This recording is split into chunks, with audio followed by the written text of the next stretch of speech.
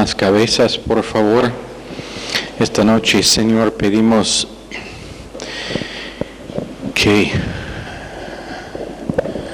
sea tu Espíritu Santo que nos enseña, que nosotros podemos estar enseñados por el Espíritu, no por nuestros conceptos, ni por familiaridad, ni por una idea de que por simplemente aplicar nuestra habilidad al estudio podemos aprender, pero que seamos todos nosotros, Señor, humildes delante de ti, para que tu Espíritu nos pueda enseñar lo que es que nos quiere comunicar esta noche.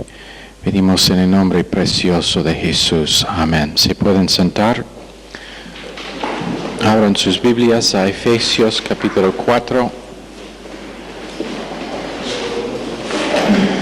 Efesios 4.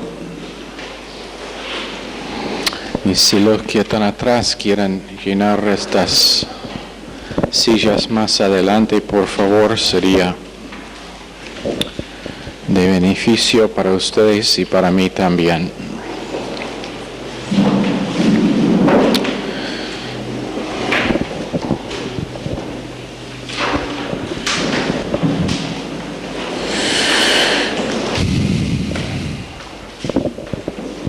Yo pues, preso en el Señor, os ruego que andáis como es digno de la vocación con que fuisteis llamados. Recuerda lo que decíamos, que es prisionero por causa de su mensaje. Es por causa de su mensaje. La preposición en significa por causa de su mensaje y por causa de su identificación con Cristo. Alguien hizo la pregunta una vez que si alguna persona te hizo un denuncio por causa de que es creyente, estaría suficiente evidencia para condenarte. Bueno, Pablo fue preso por causa de su identificación con Cristo. Y nosotros podemos identificar con muchas cosas. Nuestra identidad puede estar derivada de muchas cosas. Pero para Pablo fue Cristo que era su identidad, sirviendo como apóstol. Entonces por eso fue preso en el Señor. Primero en el Señor y después preso por causa de su posición. Su posición le hizo preso. Pero anota lo que dice, que os ruego que andáis como es digno de su vocación. Ahora, ¿quién se acuerda con qué tiene que ver la vocación?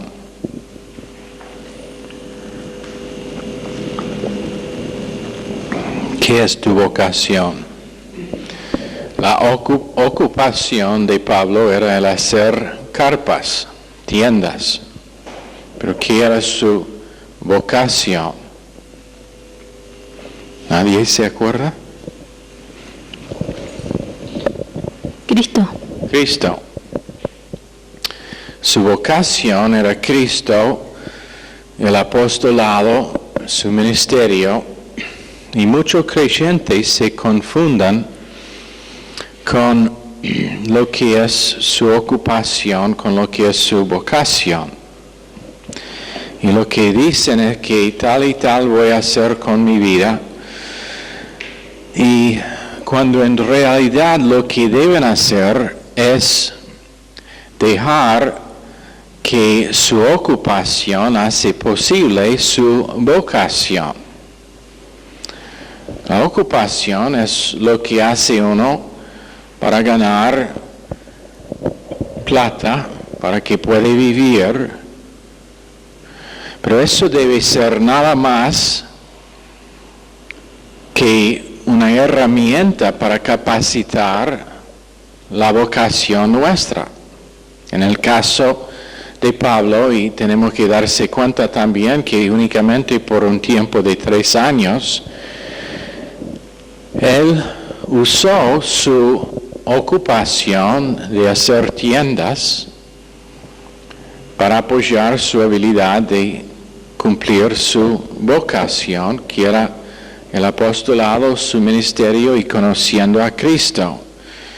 Menos que eso, lo que pasa es que uno es en una vacación espiritual. Está bien, pueden reírse. Eso es una bromita. ¿Has estado recién de vacación espiritual? Sí. No tenés que estar tan transparente. Pero ¿cuántas veces creyentes lo tienen confundido? Piensan que su vocación existe para mejorar su ocupación. Quieren tener una carrera y la carrera es delante de su vocación. Quieren ser un ingeniero, un médico, un abogado. No sé por qué cualquier creyente real y salvo quiere ser un abogado. ¿Sabe cuándo decir que el abogado está mintiendo? ¿Cuándo? Cuando se mueve la boca. ¿Ya? ¿Cómo?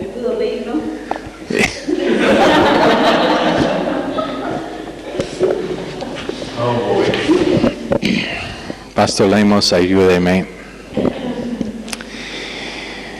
Pero tiene que ver con nuestro comportamiento cotidiano, con los motivos y metas y sustancia de nuestra vida. Ahora varios me contaron que la clase de anoche sobre el tener de una visión era muy importante, pero cuántas veces creyentes se caen en el error de tener sus metas, sus deseos, sus motivos, nada más que sistema de valores temporales. Por ejemplo, si nosotros hacemos una entrevista con todos que están aquí esta noche, ¿en qué forma va a responder a la pregunta siguiente? ¿Cómo quiere que su vida es diferente en 5 años? ¿En qué manera tiene deseo de que su vida sea cambiada en 5 años? Bueno, algunos dirían, ojalá que esté ganando un sueldo mejor. Otros dirían, ojalá que estoy ganando un sueldo. Otros dirían, bueno, yo quiero ser casado, o tener una familia, o comprar una casa, o estar estudiando en Baltimore. Y cualquier de esas cosas en sí no son malas, pero ¿qué es el motivo? El motivo del corazón es tan importante para todo lo que hacemos nosotros. En otras palabras, 2 personas que hacen exactamente la misma cosa, y en un caso estará recompensa y en el otro caso estará pérdida de recompensa. ¿Sabe por qué? Motivo del corazón. Motivo del corazón. Había un alumno en el instituto bíblico que dijo, y alguien comentaba cuán bueno era que estaba estudiando en el instituto bíblico, y él dijo, no, la verdad es que estoy aquí porque mi abuela me prometió un auto nuevo si cumplo el instituto bíblico. Su motivo era absolutamente horrible. Y ojalá que el plan de Dios, en el plan perfecto de Dios, su auto nuevo, cuando tenía menos que 100 kilómetros, fue involucrado en un accidente de tránsito y completamente destruido, sin daños personales a ese muchacho. No sé cómo terminó, pero motivo equivocado. Uno puede estar estudiando porque dice, bueno, yo tengo ganas de estar pastor. Por eso, no, su motivo está mal. El propósito del Instituto Bíblico es conocer a Dios para saber si el deseo de Dios y la voluntad perfecta de Dios es que sea un pastor, o misionero, o profesional, o médico, o abogado.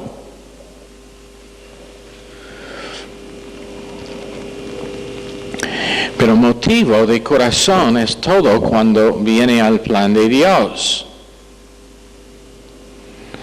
De vez en cuando jóvenes dicen, bueno, yo tengo ganas de ir a Chile para estudiar por un semestre. Y no digo que es así en el caso de cualquier que posiblemente puede estar pensando así, pero en algunos casos sería el motivo es, yo quiero escapar de la vida cotidiana mía y yo pienso que estaría más fácil allá. No me gusta cómo está en mi casa, entonces quiero ir allá. O no me gusta mi trabajo y la rutina de mi vida de día en día, entonces pienso que estará más interesante, más emocionante allá. Motivo está mal. Nuestra vocación es conocer Cristo, y menos que sea Cristo que motiva las decisiones, nuestros motivos están malos. Efesios 4:2 dice, con toda humildad y mansedumbre, soportándoos con paciencia los unos a los otros en amor. ¿Y qué significa aquí esta palabra humildad? ¿Quién se acuerda lo que les dimos? ¿Qué significa la palabra humildad? No hablen todo a la vez. Allá en Granburg, levante la mano si piensa que tiene la respuesta. Ok, eso es correcto. La palabra griega me escapó al último momento. No es hupomone, pero es macrotomía, gracias. Eso es correcto. Pero ¿qué significa macrotomía? Vamos. Ok, está bien.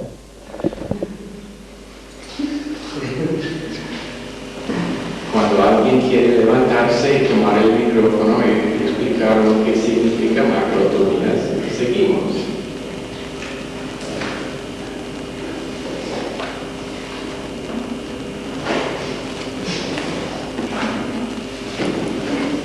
Esta es una clase muy interesante para ellos allá en Hamburgo. Microtomía era paciencia hacia personas. ¡Qué coraje! Lo puede dar un aplauso.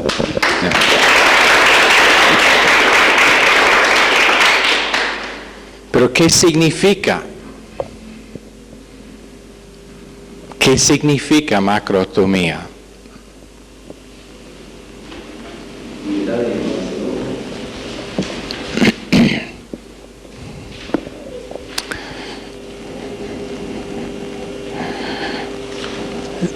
Diga otra vez. Ya, pero no. Y la verdad es que no, tenemos la palabra equivocada, no es macrotomía, es tapainofrosune. ¿Por qué nadie me corrigió? Cobardes. Tapainofrosune, ¿qué significa tapainofrosune? Pensando, ¿cómo?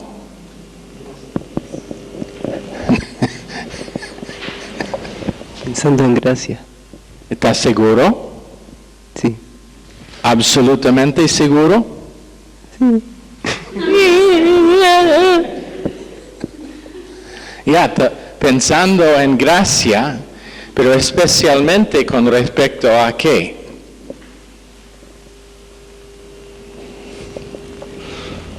Para con nosotros. Acerca de nosotros mismos, hacia sí mismo. Pensando con gracia hacia sí mismo.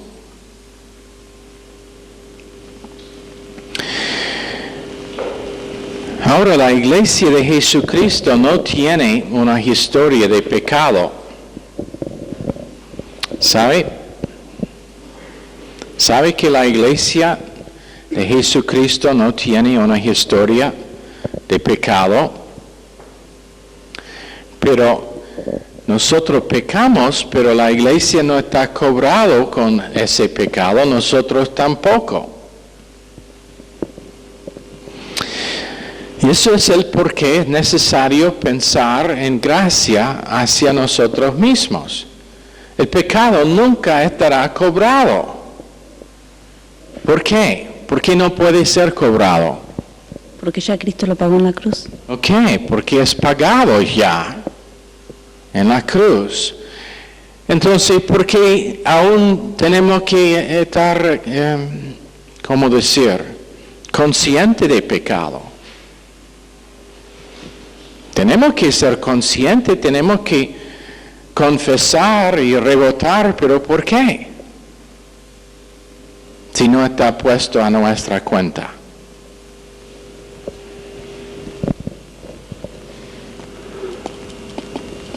¿Qué es el asunto? Pensar lo mismo que Dios. No. ¿Qué es el asunto? No estamos en gracia. ¿Qué es el asunto? Nuestra comunión con Dios. Nuestra comunión. Comunión rota es el asunto. Por eso es necesario confesar y rebotar. Antes de que yo pueda pensar en gracia hacia otra persona, necesito pensar en gracia hacia mí mismo. ¿Sabe que mucha gente no aman a otros porque no pueden amar a sí mismo? No pueden expresar amor incondicional a otras personas porque realmente no aman a sí mismo. No pueden expresar y manifestar gracia a otros porque simplemente no pueden aprovecharse la gracia de Dios para sí mismo. Pastor Steven contó, y yo me acuerdo de esta persona, pero al fin de la historia más que nada, un hombre que se llamaba Jimmy Chase, quien estaba en el ministerio todavía creo que está en el ministerio, pero ahora probablemente más que 25 años, a 30 años atrás, él se había encarcelado 26 veces. Tenía 30 accidentes de tránsito por manejar borracho. Y bueno, él tenía una batalla con alcohol.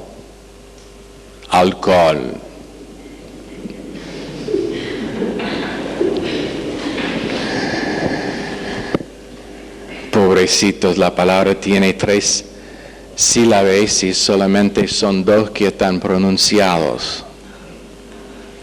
Es por eso que el mundo latino tiene tantos problemas. Es su idioma. Bueno, Jimmy Chase iría 2 meses, 3 meses y estaría bien, congregándose constantemente.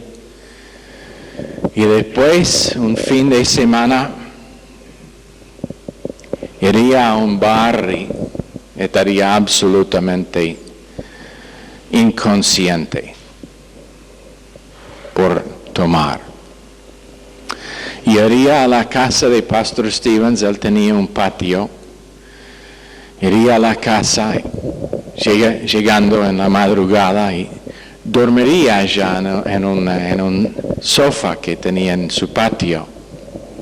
Cuando se levantó Pastor a la mañana, ahí estaría Jimmy, inconsciente en su patio.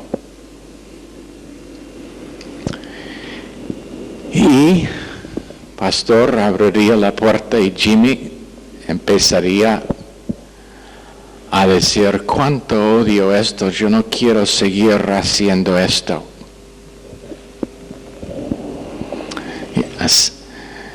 Haría bien por unas semanas o meses y después caería nuevamente. Pero lo interesante es que cada vez que fracasó, iría directamente a la casa de Pastor Stevens. ¿Sabe por qué eso es interesante? Porque normalmente no es lo que creyentes hacen cuando fracasan. Se alejan, no se acercan, se alejan. Pero en medio de su problema y su batalla con alcohol, él había agarrado lo que significa rebotar. Odiaba su problema, pero cada vez se levantaba, rebotaba y fue adelante. Y lo interesante es que durante ese tiempo, él fue responsable, borracho, para traer más gente a la iglesia que los diáconos y ancianos. Estando borracho, traería gente a la iglesia. Él iría al bar y decirle: ustedes necesitan ser salvos, vengan conmigo. Y los llevaría. Entonces el pastor lo dejó cantar una vez, después de que había estado sin tomar por 2-3 meses, lo dejó cantar. Y los ancianos estaban medio mal y medio ofendidos y decían: no puede dejar que cante, solamente unos pocos meses que es seco, que no ha tomado.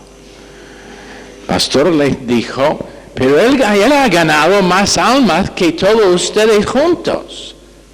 Y era la verdad. Bueno, finalmente ganó la victoria. Y por más que 30 años no ha tomado. Pero había un tiempo largo en que él simplemente, por cualquier motivo, si tú quieres juzgar, eso es entre vos y Dios, yo no quiero juzgar, pero por cualquier motivo en esa área de su vida, y cada vez que fracasaba, en lágrimas, él abrazaría a Pastor Stevens diciendo: cuánto odio eso, yo no quiero seguir tomando como esto, yo quiero ser libre de esto. Pero cada vez rebotaba. ¿Por qué? Porque estaba aprendiendo a ministrar gracia a sí mismo. Y había aprendido que el pecado no era el asunto, pero cuánto odiaba la rotura de su comunión con Dios durante ese tiempo y el mal testimonio que él sabía que era su vida durante ese tiempo. entonces seguía rebotando. Bueno, creyentes necesitan aprender a rebotar y hacerlo rápido y no alejarse.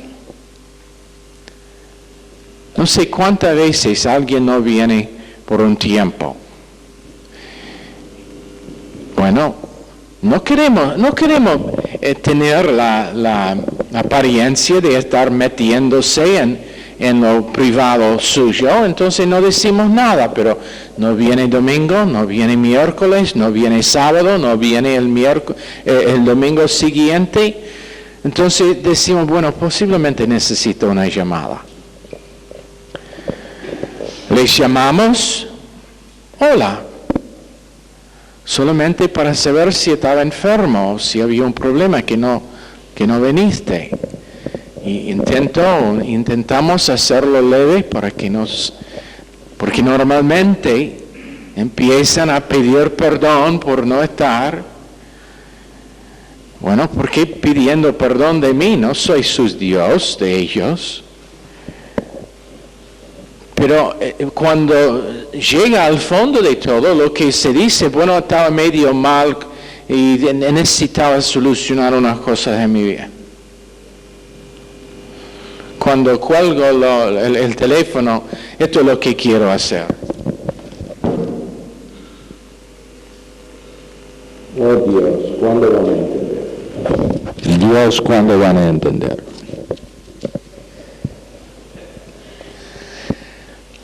¿Por qué? Porque hacen la cosa contraria a lo que debe hacer. Y no han aprendido a ministrar gracia a sí mismo, ni rebotar. Puede ser que fracasaron. Yo no quiero saber.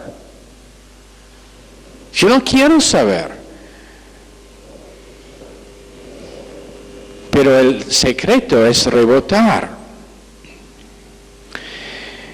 Abraham, padre de multitudes, después, o primero, llegó a ser, primero era padre y después padre de multitudes, pero la cosa única con Abraham es que él aprendió a rebotar. Es el padre de nuestra fe en Lucas 1:72-73, Gálatas 3:29, coherederos con Abraham. Pero vea su vida en Génesis 12:1-4, fue instruido por Dios no tener ninguna de su familia consigo. ¿Qué hizo? Cuando salió de Babilonia, llevó su padre. Y entonces tenía que parar hasta que falleció su padre, hasta que podría seguir su viaje. Después tenía consigo su primo Lot, sobrino, su sobrino Lot, que le causó más problemas, desobediencia, ignorando lo que Dios le había hecho. Cuando llega en capítulo 12, verso 10, en Canaán hay un hambre, entonces ¿qué hace? Va a Egipto. ¿Y qué hace ella? Miente acerca de su esposa para salvar su propia piel. Después consigue esta jovencita Agar, que era muy conveniente en el futuro. Otra vez atrasándose. Agar dice en capítulo 16, que ellos no van a tener, entre los dos, no van a tener el hijo prometido. Entonces lo hace la sugerencia de ir con su con su sierva, Agar. Y Ismael está nacido. Desobediencia, falta de fe. Cuando Dios viene y repite que va a tener el hijo prometido, Abraham se ríe en su cara y dice que vive delante de Dios Ismael. Otro caso de desobediencia, otro pecado. Otra vez en Génesis capítulo 20, mienta a otro Abimelech. Pero anote esto, Abraham nunca guió a los israelitas de Egipto como Moisés hizo. Nunca tenía el favor que Jacob tenía sobre los 12 tribus. Pero Abraham es padre de nuestra fe. Abraham nunca plantó iglesias como Pablo hizo. Nunca predicaba el evangelio como Juan el Bautista, evangelio de arrepentimiento. Abraham nunca salvó a una nación como Gedeón. Nunca construyó un arca como Noé. Nunca hizo milagro como Elías o Eliseo. Nunca era un misionero como Tomás. Entonces, en un sentido podemos decir que realmente Abraham no tenía ningún cumplimiento de valor en su vida. 13 años fuera de comunión, sin hablar con Dios, o si habló con Dios, no era algo notable en la mente de Dios.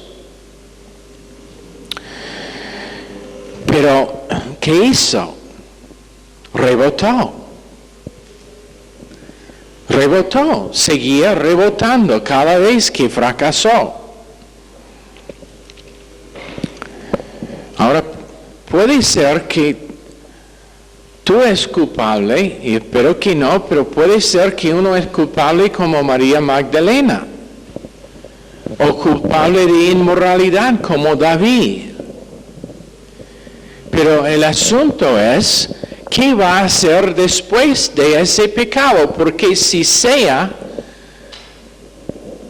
tan mal pecado, tan horrible pecado como uno de esos, o el asunto es qué hará después de su pecado. Tarde o temprano venía un fracaso de algún grado. El asunto es qué va a hacer después. Vivir en condenación. Puede ser que es uno que es engañador como Jacob, o uno que fue fuera del plan de Dios como Isaac. Puede ser que niega al Señor como hicieron todos los discípulos, abandonándolo. Puede ser que maldice al Señor como hizo Pedro. Pero el asunto es que después. El asunto es qué hacer después. Cualquier cosa que pasa o que ha pasado en su vida, la cosa que quiero rogarles esta noche es que se levantan y que sigan adelante. Que se levantan, que se rebotan y que sigan adelante.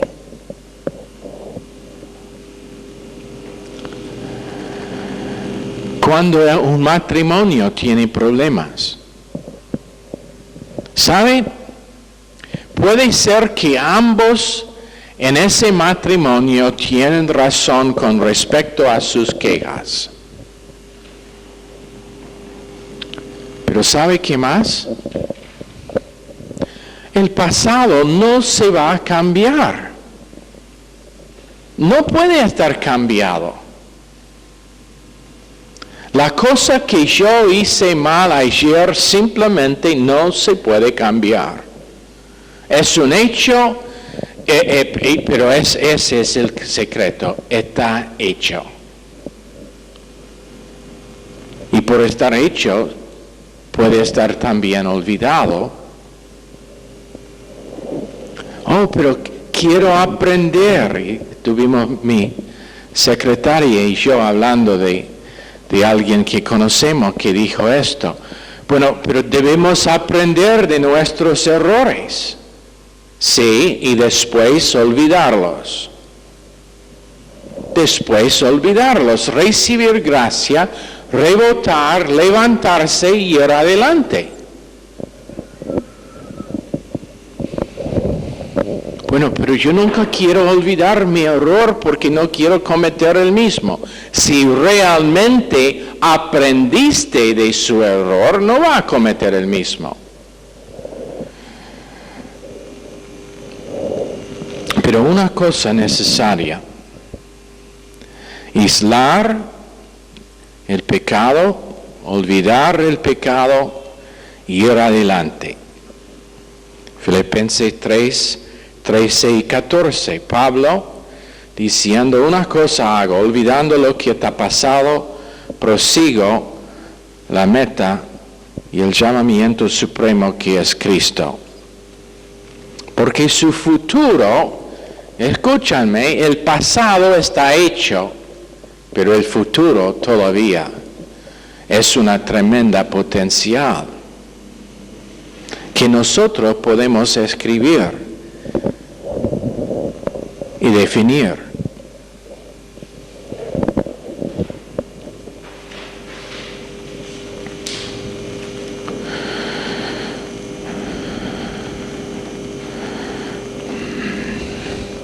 Confía en Dios para que Él te mantiene firme en Judas, verso 24.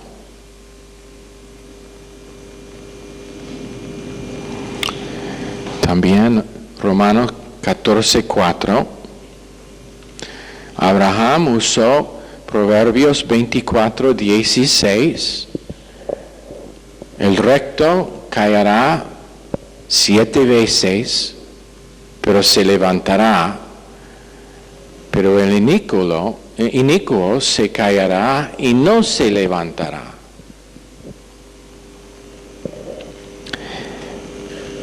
Pero la cosa única que Dios hace con nosotros es enseñarnos a dar gracia a nosotros mismos. ¿Y cómo vamos a aprender esa lección sin fracasar? En realidad, no estoy dando una excusa para pecar. Todos aquí, ninguno aquí necesita excusa para pecar. Lo hacen liberalmente.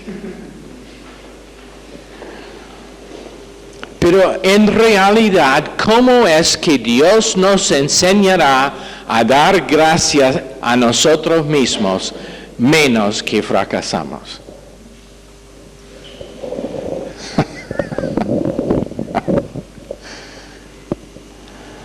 Oh, pero el mundo cristiano es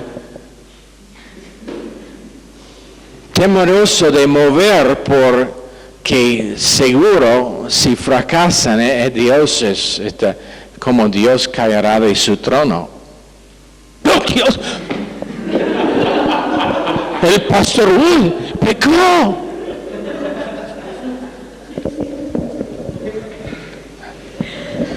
Él no puede ser Dios mío.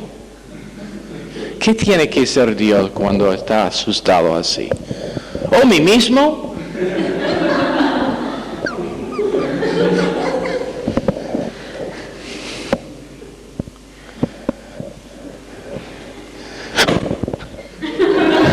Ricardo, no lo creo, pero tengo que creerlo porque no vivo por fe, yo vivo por vista.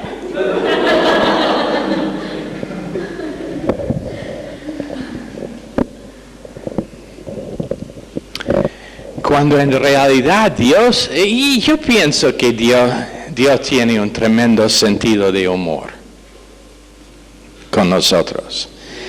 Ahora, no malinterprete lo que voy a decir. Dios nunca es el autor de pecado. Nunca es a favor de fracasar y pecar, nunca. Pero yo pienso que Él tiene una sonrisita cuando Él vea, oh, van a pecar otra vez, pero los voy a enseñar a dar gracia a sí mismo por medio de su propio fracaso. Es algo que nosotros no podemos entender. Que odia pecado. Porque pecado, nuestros pecados, puso Cristo en la cruz, su Hijo. Pero Él no es como nosotros. Él es realista. Él sabe que nosotros vamos a fracasar siendo salvos. Él no es el ¿cómo decir? No realista, que son muchos creyentes que dicen, no, pero después de ser salvo, sabemos que no va a pecar más el creyente. Nosotros, cuando mi esposa y yo estuvimos viviendo allá en esa casa, medio kilómetro del camino de la, ¿cómo decir? Road. What's road? ¿Ya? Camino. De la calle. En la montaña. No había nadie. Habían días enteros cuando el único que pasó la casa eran ellos que vivían más distante y vivían 2 o 3 nada más. Pero empezábamos a buscar una iglesia.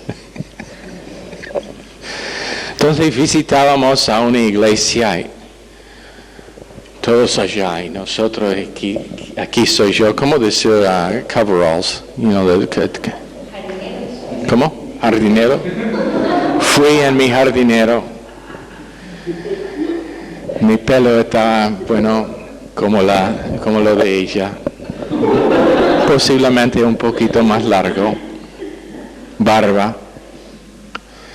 Mi esposa, ella estaba vestida como hippie.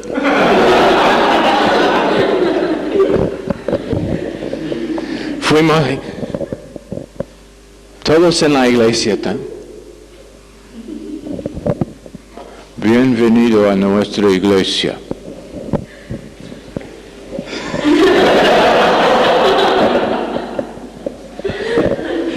Bueno, el pastor vino a visitarnos y nosotros hicimos unas preguntas y no sé cómo salió, pero él dijo, bueno, nosotros creemos que la naturaleza pecaminosa puede estar erradicada aquí en la tierra. Mi esposa y yo nos miramos y decimos, bueno, esta no es la iglesia para nosotros porque sabemos que la nuestra es lejos de estar erradicada. Y Dios es realista, esa es una actitud no real. Yo pensaba cuando me dijeron eso, ¿qué está fumando este tipo? Eso no es real. Dios es realista, Él sabe y tiene ya un plan para nuestro fracaso. Es enseñarnos a recibir gracia y dar gracia a nosotros mismos. ¿Y sabe por qué? Para que la próxima vez que veamos que otra persona peca, aun cuando sea contra nosotros, podemos dar gracia a esa persona. ¿Cuán frecuentemente nosotros, oh, wow, qué tremendo mensaje de gracia. Gracias, pastor, por ese mensaje. Eso es lo que necesitaba oír, que nosotros vivimos por la gracia de Dios y que Él nos ministra gracia en todo momento.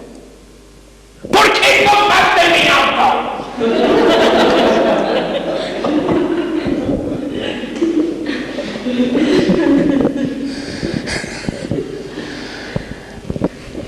¿Dónde está mi camisa limpia? ¿Lo hay limpia?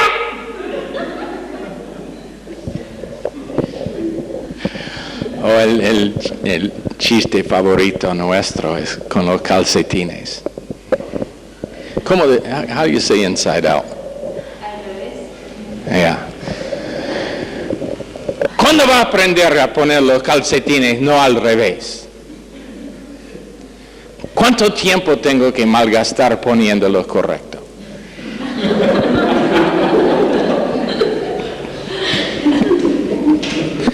Creo que ella lo hace a propósito para molestarme. Pero es para que podamos aprender a dar gracia a otro. ¿Y sabe algo? Donde hay falta de dar y ministrar gracia a otras personas, ¿sabe lo que evidencia? Evidencia de que esa persona no ha recibido o no ha aprendido a dar gracia a sí mismo. Usamos el mismo estándar con otros que usamos con nosotros mismos.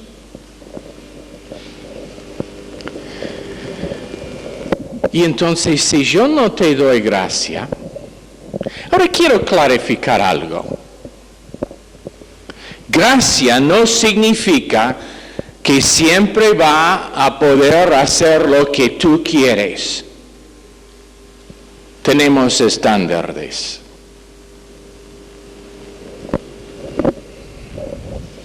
Gracia significa vivir más allá que lo que uno quiere hacer.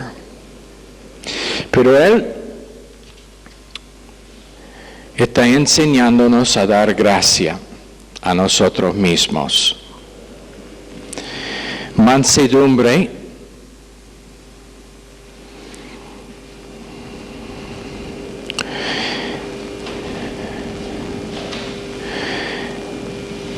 soportándoos con paciencia los unos a los otros en amor. Y allá es donde vamos a terminar por esta noche. Ojalá que cada uno de nosotros podemos en un grado mayor cada día aprender a ministrar gracia a nosotros mismos. Porque lo más que aprendemos a dar gracia a número uno, lo más que podemos ministrar esa gracia a otros. Pero se requiere honestidad. ¿Sabe cómo empezábamos diciendo la necesidad de rebotar? Rebotar primero significa admitir que ha sido un pecado real. Y no simplemente cubrir el asunto diciendo, no, pero no es importante. Es importante. La cosa menor que rompe mi comunión con Dios, instantáneamente debe estar admitida, confesada, arrepentida y rebotada. En el segundo que el Espíritu Santo me revela.